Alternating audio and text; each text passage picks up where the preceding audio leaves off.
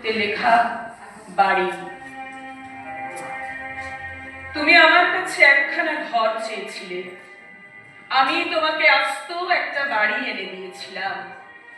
তোমার আকাঙ্ক্ষার চেয়েও বেশি। উপরে নিচে এতগুলি কামরা, ভিতরে বাইরে এতগুলি বারান্দা, তোমার সে কি আল্লাহ।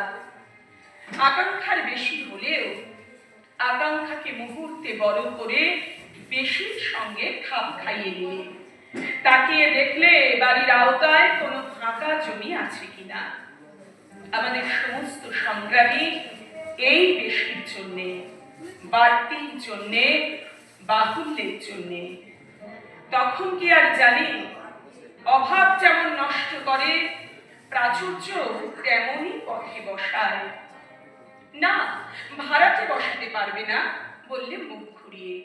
বাড়ির সম্মুখটা তাকে ছেড়ে দিয়ে চোরের মতো খিড়কির দরজা দিয়ে নিজের বাড়িতে ঢোকার লজ্জা বরদাস্ত হবে না। আর দেখতে গেলে আহা কখানাই বা ঘর।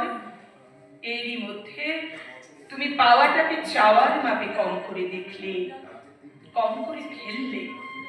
দুটো বসবার কুঠুরি, একটা নিচে বাইরে মক্কেলদের জন্য, উপরেরটা শহীদতম অন্তরঙ্গদের জন্য।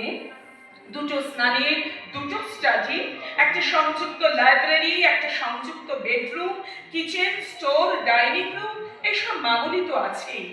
এটা বাক্স প্যাঁচটা রাখবার, ওটা সাজগোজ সারবার।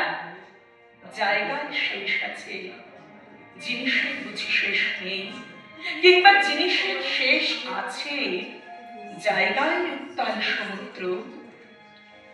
এখন এখানে ঐশ্বর্য বলতে আতিশয্য, আনন্দ বলতে ফুর্তি, সম্ভোগ বলতে মত্ততা, সাফল্য বলতে আস্ফালন, সংস্কৃতি বলতে বকবৃত্তি, অহংতা বলতে বৈষ্ণবতা। আর অবসর, যেমন শ্রমের সম্ভ্রম আছে, তেমনি অবসরের সম্ভ্রম। মানুষের আসল দাম কি সে কাজ করে তাতে নয়, কিভাবে অবসর যাপন করে তাতে। কিন্তু কোথায় অবসর? শুধু একটা পোষা পশুর সেবা করছি। সে পশু বাঘসিংহের বাচ্চা নয়, নয় কুলিন কুকুর বেড়াল। সে পশুর নাম অভ্যাস। পুরনো প্ররোচনা এখন প্রথার খুঁটিতে বাঁধা। সোনার গাছে চেয়েছিলে হীরের ফুল, সোনা নিয়েছে ডাকাতে, হীরেগুলি সব অঙ্গার। বাড়ির মধ্যে থেকে ঘর খুঁজছি, ঘোড়ার পিঠে চেপে ঘোড়া খোঁজার মতো। মধ্যরাত্রির অনিদ্রা থেকে উঠে এসেছি দুজনে।